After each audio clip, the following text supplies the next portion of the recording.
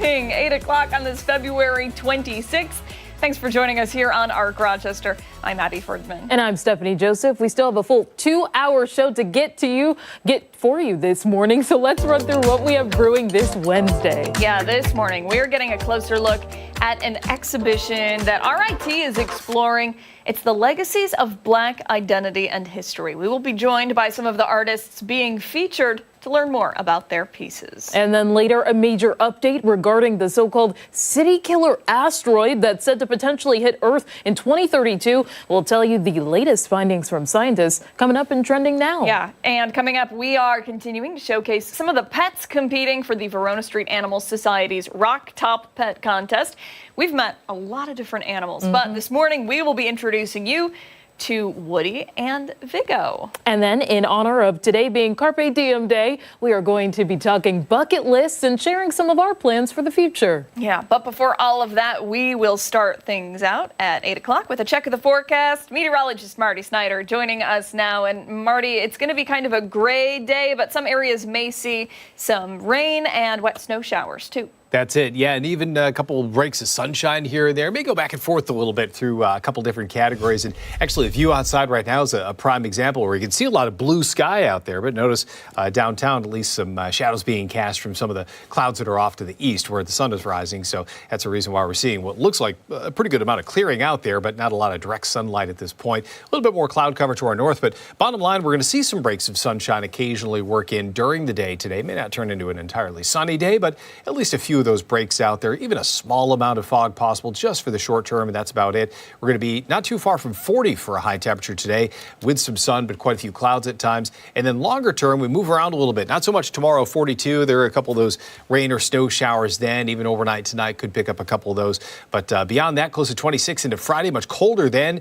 Briefly higher on Saturday. Then we drop back one last time on Sunday before we increase again into early next week. So overall, just a lot of variation to the temperatures over some of these upcoming days, but at least still fairly mild over these next couple afternoons. Variety is the spice of life, right? Yeah. Much so. All right, Marty, thank you. Okay. During the month of February, 13 WHAM is celebrating Black History Month by sharing the contributions and advancements made in our community. Yeah, today, Howard Coles was the grandson of a former slave, publishing the Frederick Douglass Voice newspaper for over 60 years. Coles was also Rochester's first African-American radio announcer, the first local NAACP president, and the first to survey African-American housing conditions in New York. Now, you can keep up with our Black History Month coverage on our website, 13wham.com. All right, let's go off the top this morning. Christian Garzone was kind enough to join us. We're going to go over some of the stories that have gotten our attention this morning. Christian, would you like to kick things off for us? Another paranormal type story again today. This one's coming out of the UK in Norfolk. A father who works overnight shifts was driving home and noticed a shadowy figure along the side of the road. And he thought, that's odd. And he went home to review some of the footage. And he sent chills down his spine, he said. He looked back and he saw a figure. Of course, we don't have, it's like when you see Bigfoot or Elvis, apparently, it's always that. But in the right corner there, you see the figure that he saw. And it sent chills down his spine, he said, because I guess this area is known for sightings of these sort of shadowy figures on this stretch of roadway. It's, yeah, I mean, it's kind of tough to see. That's the way it goes, though, right? Yeah. Here's the Loch Ness Monster, here's Elvis, here's Bigfoot, and where? But still, it was enough to cause some concern. Again, this is not an isolated incident on this roadway. People have reported stuff like this before, but it was enough for this guy to really contact the local media in England and say, hey, check this out. That is wild. And it wasn't, he snapped that. Yeah. And it wasn't somebody just taking a stroll. It very well could be some, I don't know, some in black robes in the woods hanging out in 2 o'clock in the morning. Very well could be, but I always like to side with the supernatural things. You know, hey, let's go that way. Let's go that route. I hear you. I don't know about you, though. That is how I spend my 2 o'clock in the morning. Right. Yes, walking around. Yes, absolutely.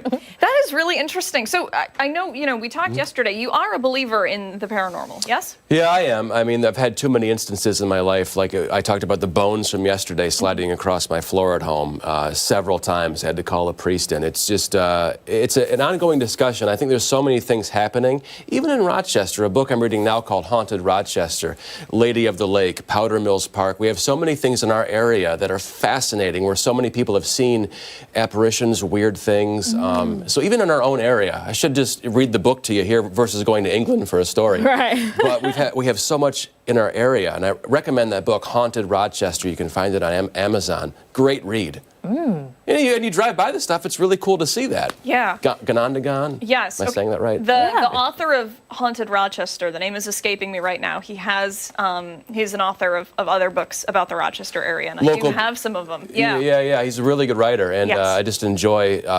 Powder Mills Park is my favorite. Apparently, there's a big explosion there back in the day, and people see this man that's sort of like a grayish apparition who walks around in these overalls, who looks like the person who started the area there. And I'm not doing it justice. I don't have the book in front of me, but a lot in our area. Yeah. That's supernatural, paranormal, spooky. Yeah. Something for Halloween season. Yeah, we were saying that earlier. You should come back during the Halloween season. Oh, I'd love we to. can talk about some of those. Oh, yeah. All right. We will move on now. We'll get to my story. Certainly, maybe a little scarier than ghosts, depending on who you are. You guys have all seen the headlines about the Florida man, right? Yeah. So bizarre, wacky headlines because, some of the men in Florida can do some pretty weird things. Yeah. So the Florida Man Games are making a very triumphant return. They're happening Saturday, March 1st at St. John's County Fairgrounds. This is in Elkton, Florida. And it parodies the infamous Florida Man headlines. So it's a day filled with outrageous, uniquely Floridian competitors. And you're getting a look at just some of them I want to be right there. now. So some of the event highlights. Here we go. Evading arrest obstacle course. I think that, no, I'm sorry. This right here, I believe, is the weaponized pool noodle mud duel. Competitors engage in muddy battles using modified pool noodles as their weapons of choice. We'll go back to the evading arrest obstacle course. Participants navigate an obstacle course designed to mimic scenarios of evading capture, complete with fences and real police officers in pursuit. What? They also have the Beer Belly Florida Sumo, which is a wrestling match. Wow. Participants wear their sumo suits. They try to outmaneuver each other while balancing pitchers of beer. I think that's what we're looking at right there. Not doing Yeah, I well. hope so. That kind of lines up with what you're saying. I think. DIY sumo suit. They also have lawnmower racing, and they have human beer pong, where the participants act as the game pieces. Those guys don't need a sumo suit, to be fair. Wow. Yeah. So these are, it's made me giggle all morning long. Yeah. Tickets to check out this event, $25 for general admission, so that's not bad.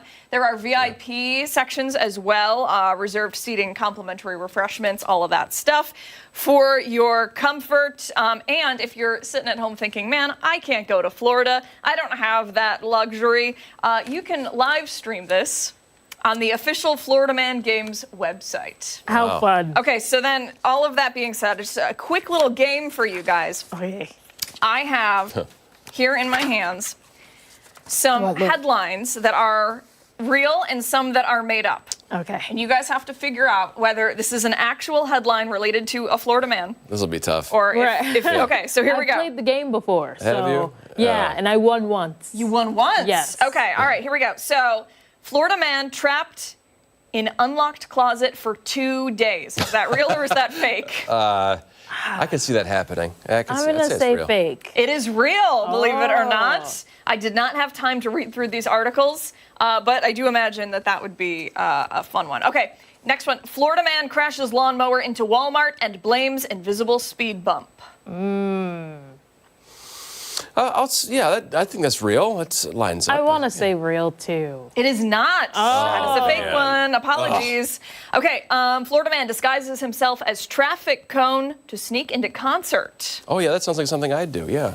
Not a horrible Yeah, idea, not a bad right? idea, yeah. Innovative. Real. That is fake, unfortunately. My apologies. Okay, only a couple left. Florida man arrested for allegedly tossing gator through drive-through window. Notice allegedly in there because this That's is real. solid journalism. I'm going to say yes, that's real.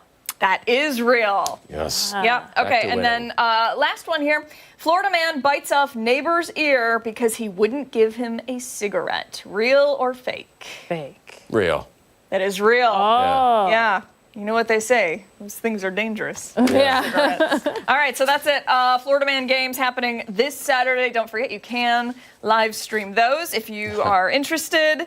A day filled with outrageous activities and people making fools of themselves, which is hilarious, and that's probably why you like to watch this show, too. All right, let's turn down to my story. Also raising headlines. It's literally everywhere. It's so crazy that you might think it's fake.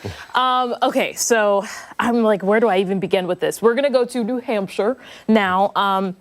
The photo that you're seeing here, this suspect, this is a 23-year-old Kelly Tedford, and she is a content creator that is accused of posting videos of herself allegedly urinating on food products in a store. So she's facing a felony criminal mischief as a charge. But this investigation here, that's the store right there. This investigation started on Valentine's Day, and officers as well as the co-op right here have talked about what happened. So basically, they were notified that this all happened on February 10th, actually, by the police department. So from then and there, the co-op started to take action. So they recalled the foods because they had to go back and take a look at footage with authorities. So they recalled a few different items, different organic products, might I add. So quinoa, cornmeal, polenta, coconut shreds, walnuts on the list there. And that they're saying that this recall is for products that were bought between February 10th and 15th. So they're saying that obviously if you bought them, you should throw them out, but also you can come in for a refund. But I also want to read more from the statement, if we can pull that up here, from the co-op. It reads in part, quote, "While this was a highly unusual situation," they're not the only ones to say that, "we took swift action in accordance with our food safety and recall procedures. We also have been in direct communication with the Keene Health Department," so that's the local municipality there, "which has confirmed that no ongoing risks remain," which is good because they have obviously gotten rid of any of the products that were on those shelves and have done sanitation or you guys know what I mean. They've sanitized the area. I got you.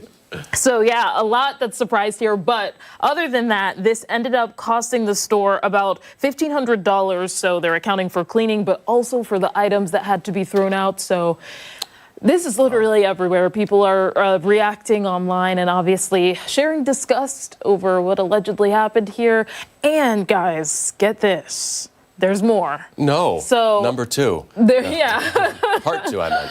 So there are other videos, obviously, and they date back to 2021 at other retailers. So maybe this investigation is obviously far from over. Her specifically doing it other places. Yeah. What kind of a thrill do you get from that? I don't understand. Does she have a problem with particular products? I'm not sure. Steph, do me a favor. Run through that list of products again. Do you mind? Yeah. Quinoa, cornmeal, polenta, coconut shreds, walnuts. Okay. Baking supplies. So yeah, and I am imagining you'd have to go to several aisles to acquire these items. Mm-hmm. So it's kind of hold, go. That's what I'm wondering. Yeah. Interesting. And also, why? Yeah. Like, that's the biggest That's the question biggest of it all. question, yeah. What's she up to now? What's she doing? She was released on bail, and she's expected to be in Great. court in April 7th, I believe. So hopefully we'll hear more about why this happened.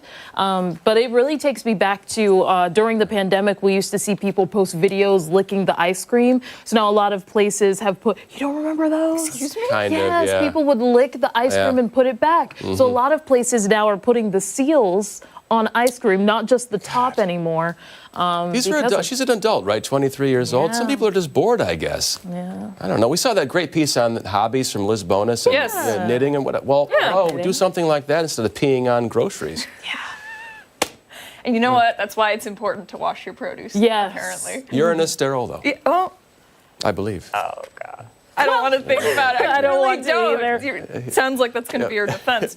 Time right now, 8:15. When we come back, we are going to check in with Chris Lopez. He's live at the Little Theater this morning, looking ahead to Hollywood's biggest night. And don't forget that you can watch us on the go wherever you are by streaming us live on the 13 WHAM YouTube channel. Our Rochester is back after this.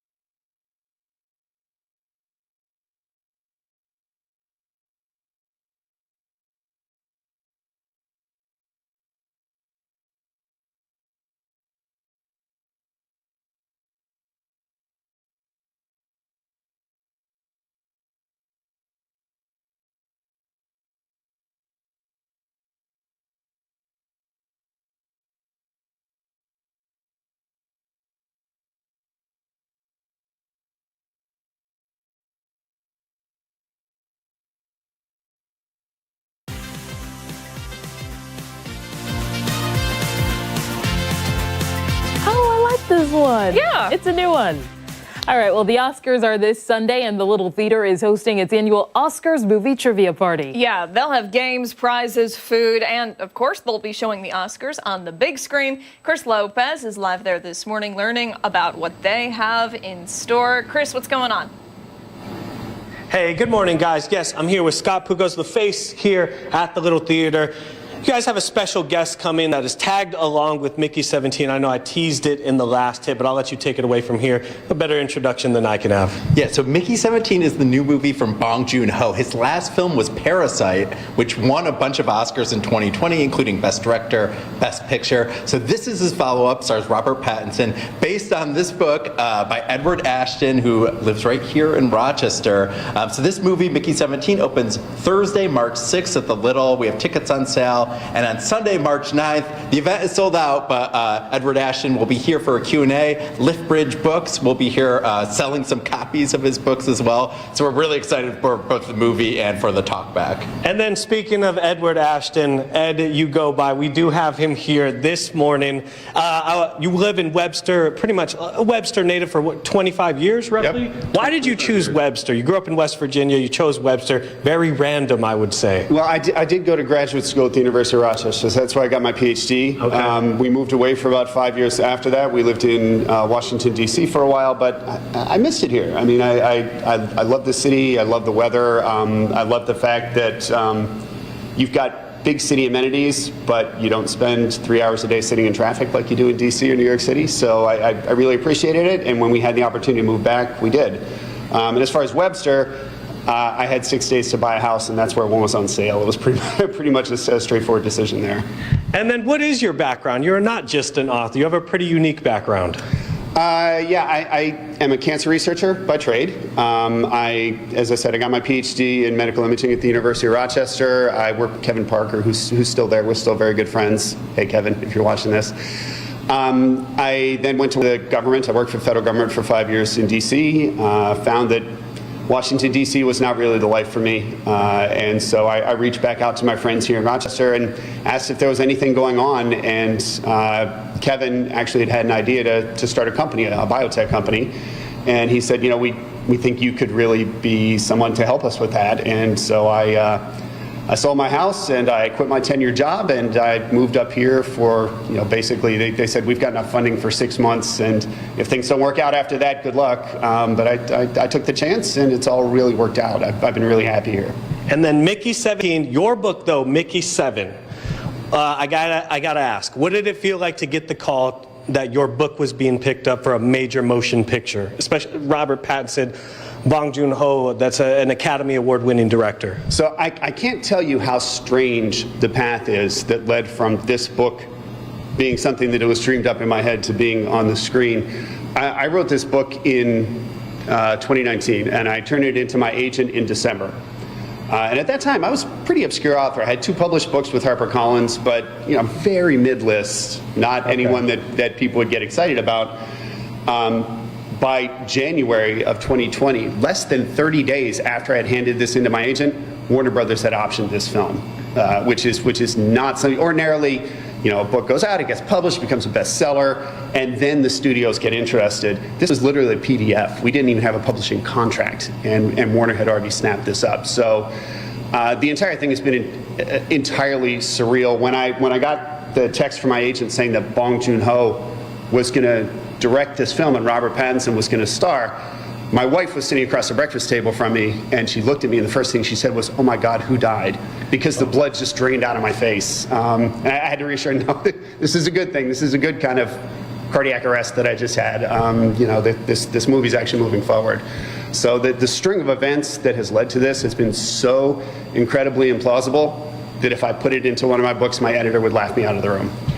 And the books, I believe, I want to pronounce this, telepathic, or is it, am I getting this wrong, the concept behind this? It's the teletransport paradox. Yes. Yes, that's a philosophical question that underlies the book.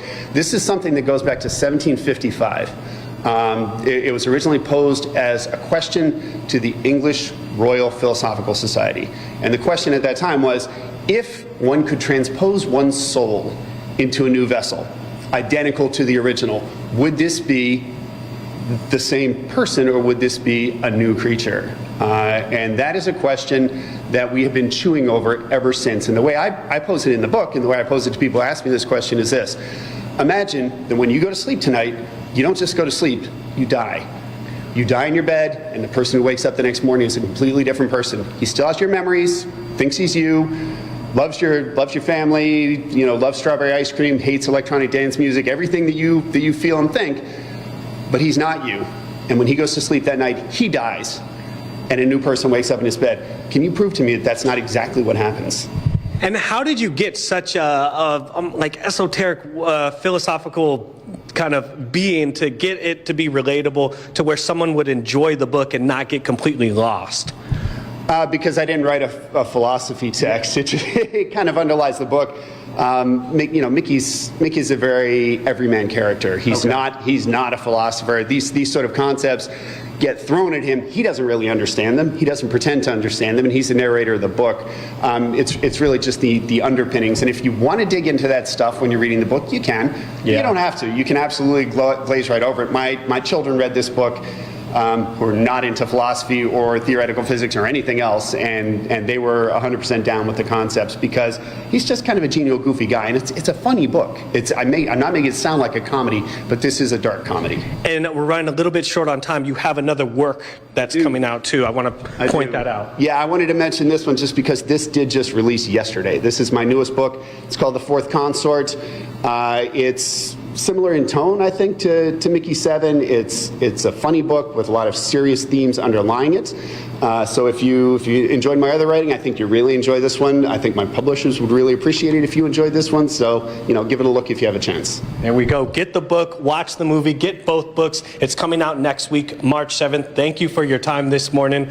We're going to be talking to Scott coming up in the next hit, telling you what's going on here at the Little Oscars week. I'm going to send it back to you guys in studio. Yeah, super. That's really cool. I Yeah. have books to add to my reading list, Chris. Very good. Thank you. And don't go anywhere. When we come back, we are taking you behind the story. We're back after this.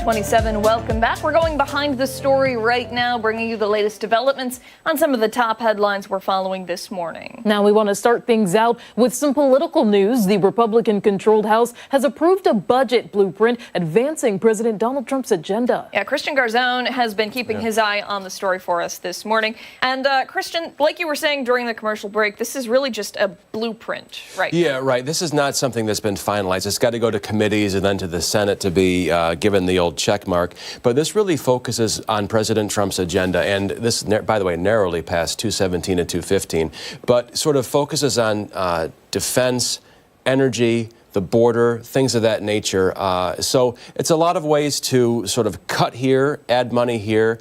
And, you know, with this administration, we've certainly seen a lot of cuts across the board with various programs and things of that nature. It also raises the debt ceiling limit to $4 trillion over the course of 2 years.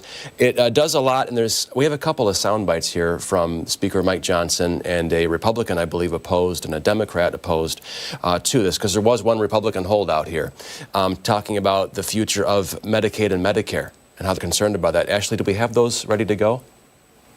See if we Medicaid is hugely problematic because it has a lot of fraud, waste, and abuse. That means not only probably throwing millions of kids off health insurance, it means also making major cutbacks for nursing homes. They want to pay for it on the backs of seniors who are living in nursing homes. They want to do it on the backs of Meals on Wheels. They want to do it on the backs of hot lunches for kids. I'm not going to throw Granny off the cliff and people who really need Medicaid and depend upon that for their health. Yeah, President Trump did get involved, we're told, for a little bit to speak to some holdouts over the phone while this was going on before the votes were cast. So he did get personally involved with this.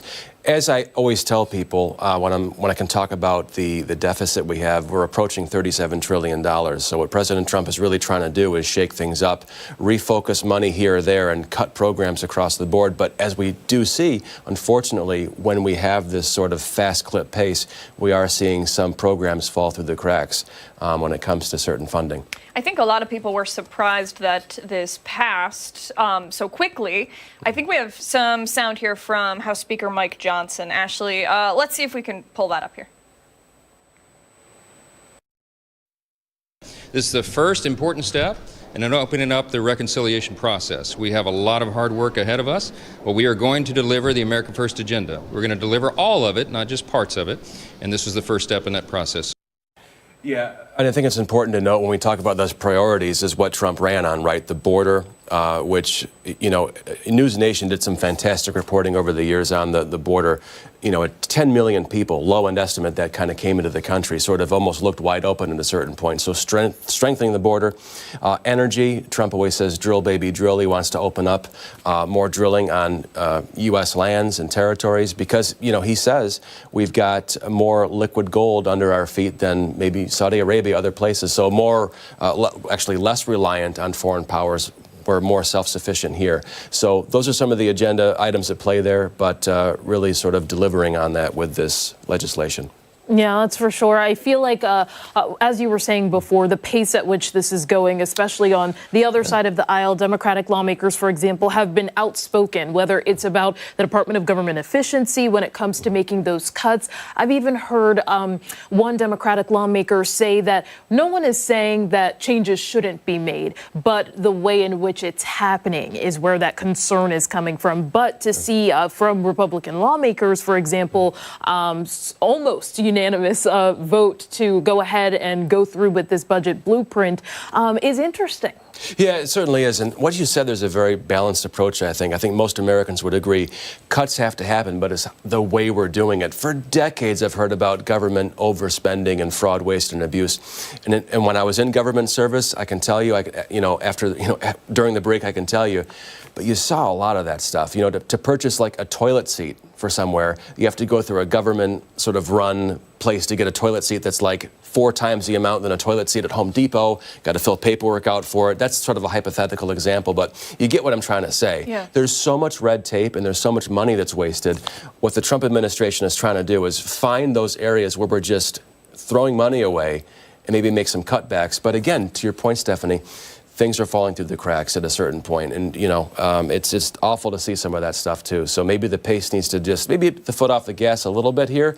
But some of these cuts absolutely have to happen. Yeah, certainly a lot happening in D.C. right now. Christian, thank you. We appreciate it. We got to go to break, though. Time right now, 8:32. Much more to get to here on ARC. We're back after this.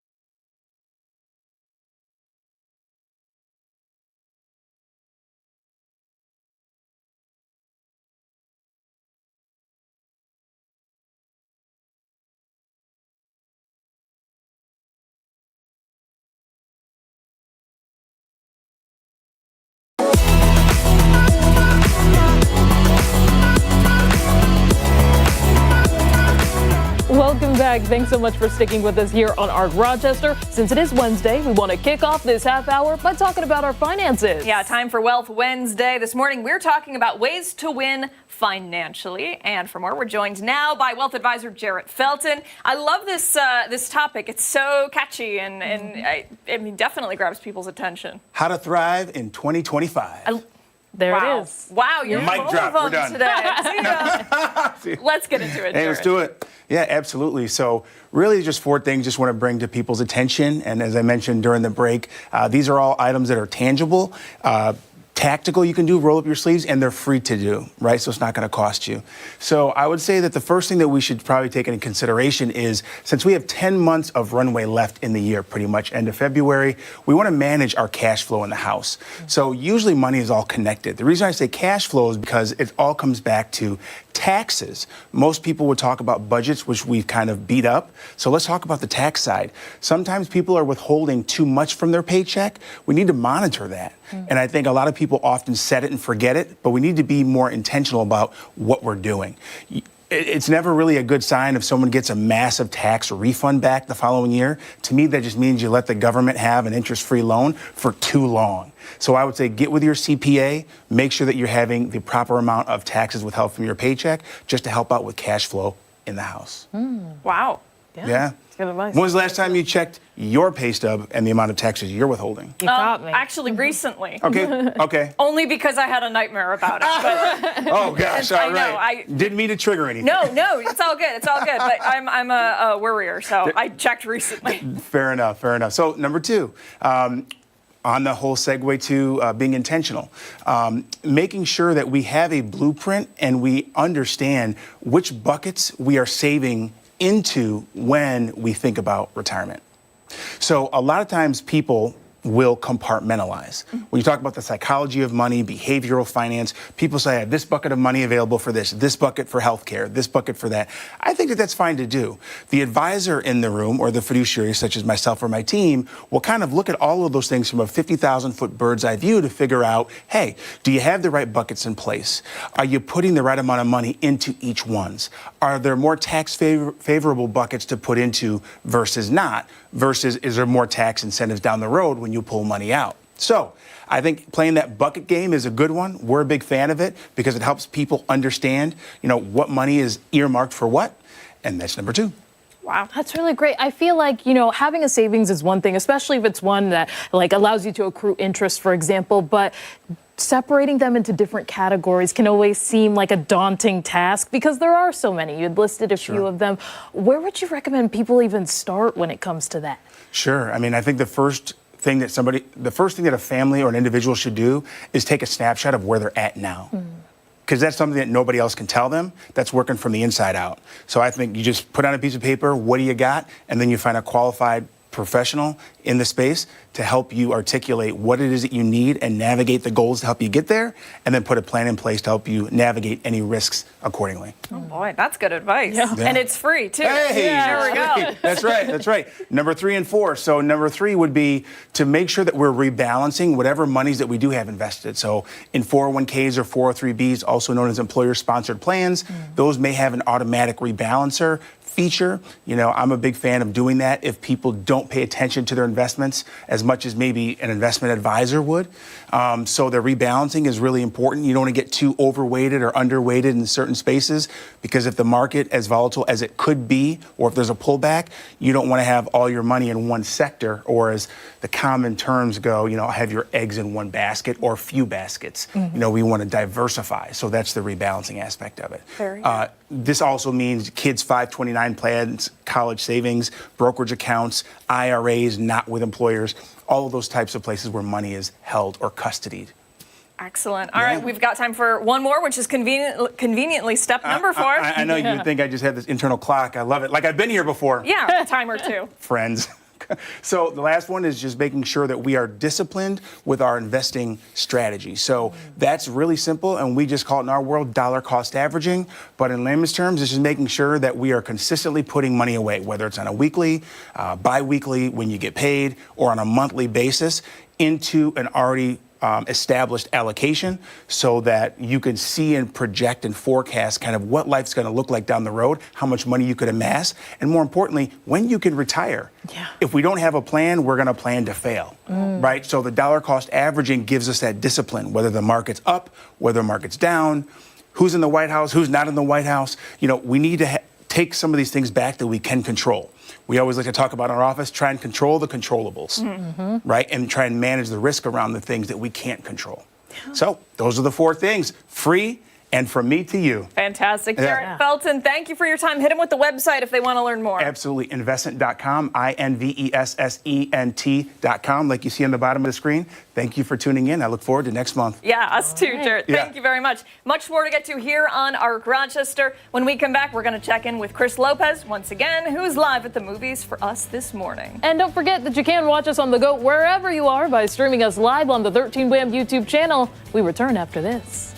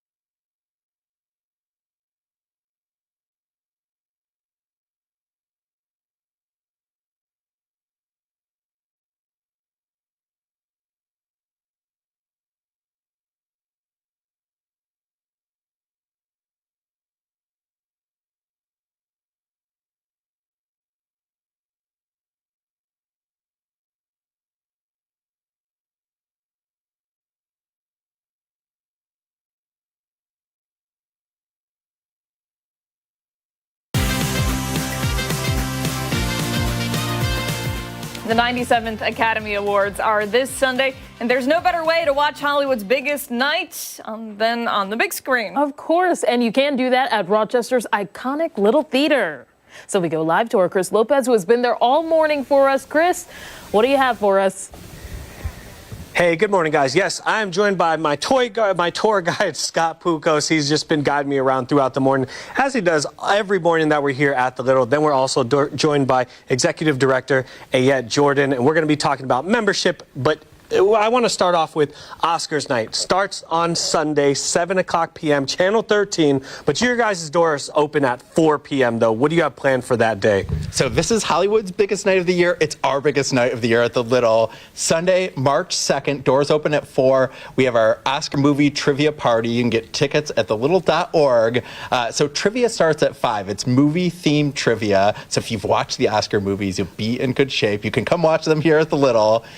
We have themed food, and then at 7, when the Oscars start, Conan O'Brien is hosting. You can watch them here. It's going to be right in this theater, right here. In this seats 278 total. 278, yeah. And so the prize for trivia is you can win a private screening right here with you and your friends. It's really a great way to watch a movie. There's other prizes too. You can win free movies, free popcorn. We, of course, have our prizes we highlighted earlier, Wicked, shirts, a bunch of fun stuff. Posters, everything, yeah. What's your favorite part of Oscars night? This is pretty much the biggest night in theater, pretty much. And definitely for us here at the Little, I just love watching people, watching the teams, see everyone, to get their strategy and, get their answers, because we have people that are very serious about this. They come to win. As they should. And then we're gonna take a walk and give a little bit of a walk and talk through the Little right now, just to show off the space that you guys have called the Little, but you guys are pretty big in capacity. You guys have the Little Cafe as well that people can watch movies in, but membership. I want to talk a little bit about that. Sure. Membership from the Rochester community. What does it do to have new members here? Oh goodness, it means so much to us. We've been here for 95 years, and the reason why we've been able to be here this long is because of the community.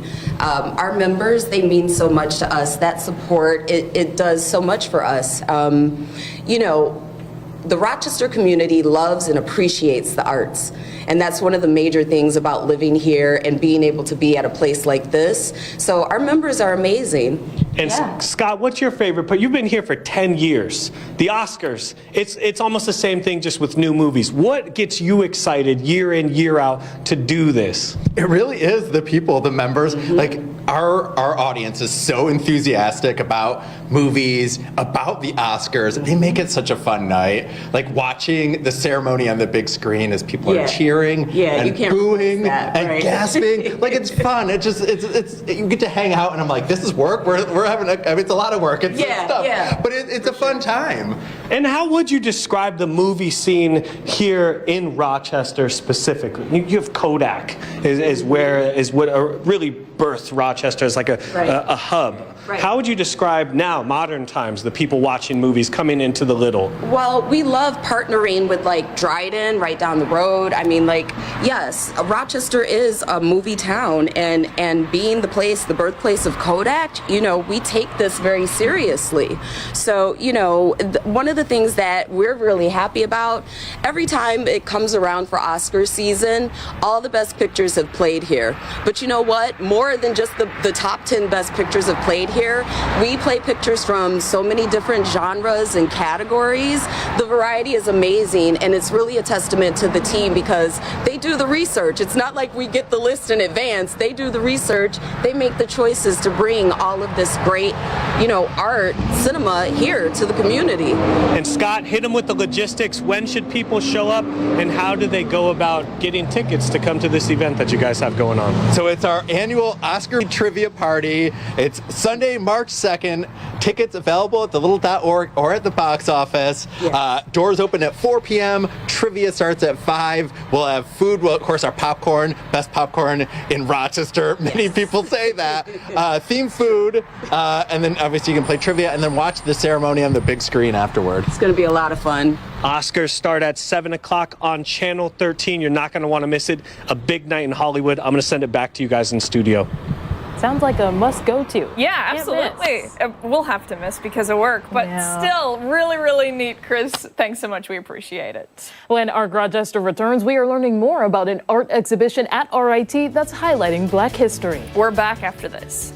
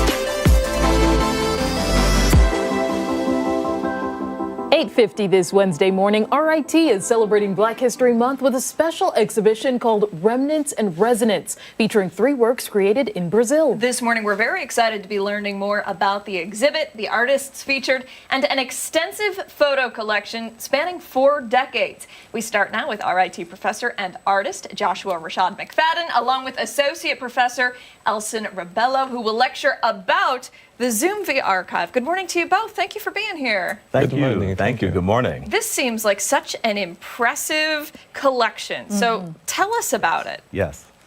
Yes, ZoomV was founded in 1990 by Lázaro Roberto and 2 other photographers. And nowadays it's made by collection of 7 photographers, based on Salvador in Brazil, one of the blackest cities in the country.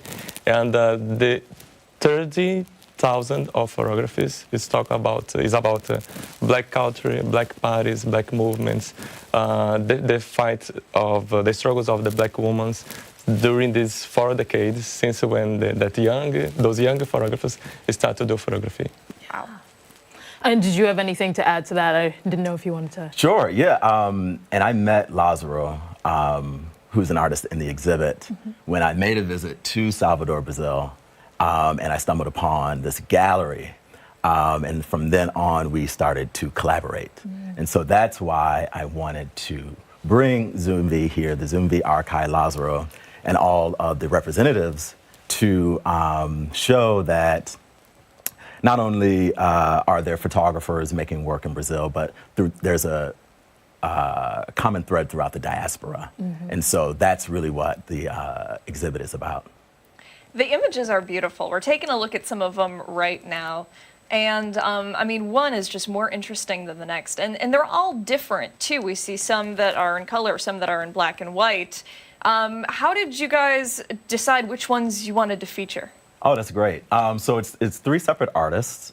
Thomas Allen Harris, who's a filmmaker, and so there's a film called That's My Face, which he made in Brazil in the 90s, which actually features Lázaro. And then there's work by myself, who I made this work, I think in 2022. This work is in color. and this work is about Black, queer, Afro-Brazilians, and where they find affirmation in spaces throughout Salvador. And then, of course, we have the black and white images made by Lazaro, and those images span from the 80s to early 2000s. And so what we're seeing is this cross-generational aspect of creating a new archive. Wow. And I feel like this is sort of a reflection of the diversity within our own community. So to have something like this here is really amazing. What is it like for you to bring this to Rochester, and what do you sort of expect people to take away from it? Well, you know, I'm trying to do a thing where there's something that happens every year at RIT that is associated with a course that I teach, race, civil rights, and photography. And it's an opportunity for students to really get in touch with photographers and the photographs up close and personal. So last year we did an exhibit about Bernie Boston, the Bernie Boston Archive, which is housed at RIT. And so this year I wanted to bring the Brazilian Archive. And so hopefully people will walk away with this idea that not only we can collaborate, you know, with this diverse community here in Rochester, but also across the diaspora. I'd like to hear from both of you here. Curious to know why photography is so important when it comes to this topic, more so than any other form of art. Yes, as Lazaro says, he's trying to make some positive image of Black people, not only about the poverty, not only about the suffering and oppression, but about the beauty and about empowerment. So, for example, the series about hair, the series about beauty, the series about music is to change or to propose other way of expression about the Black culture, about to be a Black person in Brazil. And how about for you? I mean, same thing, really. Yeah. You know, to not to really change perception, but to really show the breadth and the variety of different individuals and livings and identities that exist within, you know, the Black diaspora. It really is excellent. I want to thank you guys so much for chatting with us right now. We appreciate it, but the conversation is not over. Coming up after 9 o'clock here on Arc Rochester, we will meet Lazaro Roberto and have more on the Zoom the Archive. Yeah, Arc Rochester is back after this.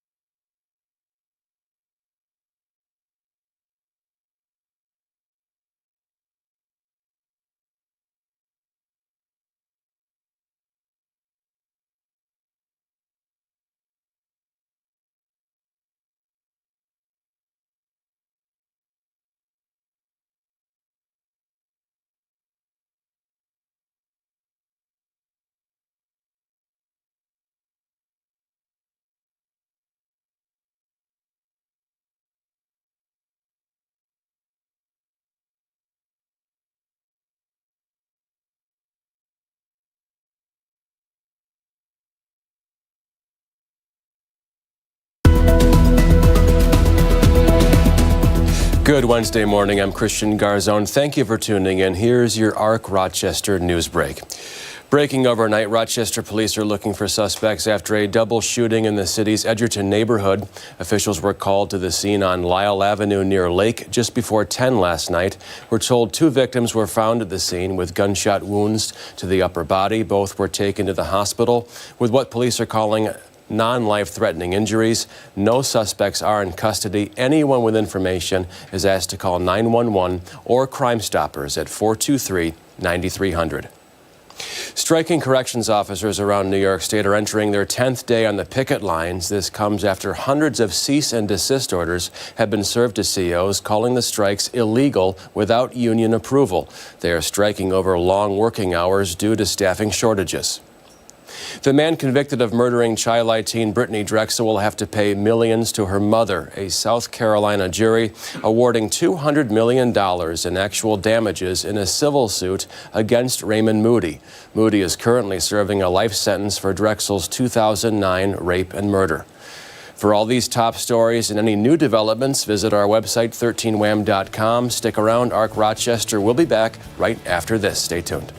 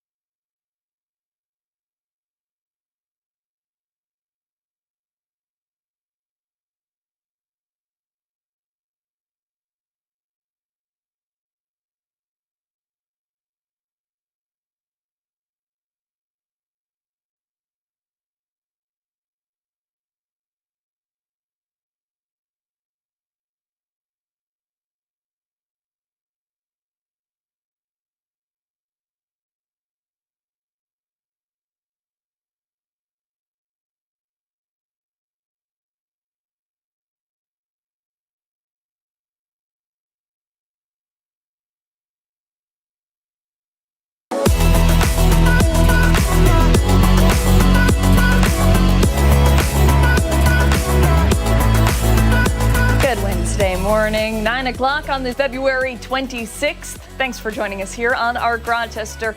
I'm Abby Ferdman. And I'm Stephanie Joseph. We want to continue our conversation now on the exhibition at RIT called Remnants and Resonance, highlighting Black identity and history. Yeah, it includes the work of photographer Lazaro Roberto with the ZoomV archive. He's joining us this morning along with Danielle Freire, who is ZoomV's executive director. Good morning to you both. Thank you for being here. Good morning. Thank you for having us. You guys have to be getting excited for the show. We had the chance to speak with 2 of the other artists that are going to be, or I'm sorry, a lecturer and an artist that'll be there. But let's talk a little bit about your roles with this show. Ok. Ela quer saber qual é o seu papel nessa exibição. Meu nome é Lazaro Roberto, eu sou fotógrafo. Começo a dar os primeiros passos na fotografia no final dos anos 70. Sou filho de uma lavadeira de roupa e de um estivador. E na fotografia eu me encontro, né, percebendo, né, toda a minha trajetória, que não via fotógrafos nem fotógrafas negras, né? Então, por isso me fiz, depois de 10 anos de fotografia, me intitulo fotógrafo documentarista, eu resolvi criar o Zumbi Arquivo Afro Fotográfico, né? Para documentar a realidade do povo negro em Salvador, né? Então, hoje esse arquivo, né, esse acervo, possui 30 mil fotogramas, né, com 7 fotógrafos, né, que é muito útil para a comunidade afro-brasileira, baiana, né, onde se utilizam pesquisadores, estudantes, enfim, né, pessoas de todo tipo. E a gente trabalha com a comunidade negra, elevando a autoestima dessa população, né, porque eu percebia que a gente não se via nas fotografias, né? A gente não tinha como meios de se ver. Então o Zumbi também veio para isso, para guardar essa memória, preservar essa memória, né, do povo afrodescendente na Bahia. Let me see, he talk a lot. Let me try to translate. He's a photographer who started his work like 4 years ago. And when he started, he didn't see a lot of black photographers in Brazil. So he realized how important it is to black people see themselves through black lens, black eyes. And so he created this archive together with other 2 photographers and to thinking about the importance of memory, of keep memory, and make black people tell their own stories. So it's the more important work that he thinks he's making for all these years. And he's here, Lázaro is here with his work together with Joshua and the people from Rochester. And I'm here to make a lecture too about the work of the institution, about the administration and things like that. Wow. Well, as executive director, I mean, having taken a look at these photos, they really are amazing. Yeah. What is it like for you to see them have this platform? Wow, it's the archives, the Zumbi photographers have really, really strong images. And they say a lot about the Brazilian history and the black diaspora, the African diaspora. It tells the story of Brazil and also the black people all over the world and can dialogue with photographers and other work around the world. That's why it's so important and so strong. And in Brazil, we have a lot of the black history were always told by white people. So have an archive make of black people telling their own stories really strong itself. Yeah. What do both of you hope people will take away from this exhibit? Ela está perguntando o que é que você espera que as pessoas tirem dessa amostra, dessa exibição. Que a pessoa conheça mais o trabalho do Zumbi Arquivo Afro Fotográfico, né? Que é uma experiência praticamente quase que pioneira no Brasil, né? E tem inspirado muitos jovens, muitas famílias a criar seu arquivo de memória, né? Porque isso é um problema que acontece no Brasil do pós-abolição, que principalmente as famílias negras não têm foto dos seus avós, dos seus parentes. Então é uma experiência muito pioneira, interessante, e que eu espero também que aqui na América, né, as pessoas saibam dessa experiência, né, e que difunda, que, né, propague, porque eu acho que é importante, né, a gente ser um povo que sem memória a gente fica perdido, né? E eu acho que o Zumbi veio para isso, né, para ajudar as pessoas a recuperar essas memórias perdidas e, se não recuperar, tentar refazer a sua memória, né? Não é à toa que o acervo Zumbi tem grande parte do movimento negro da Bahia está dentro do Zumbi. Então, a gente preserva muito essa memória, que é uma memória muito cara para a gente do pós-abolição. He hopes that people learn more about the black history of Brazil and take this V experience that inspire a lot of young photographers and young people in Brazil to do the same, to preserve the history, and take that and spread through America, and because it's very important to people to know how important it is to keep their memory. In Brazil, a lot of black families don't have photographs and their memories at home.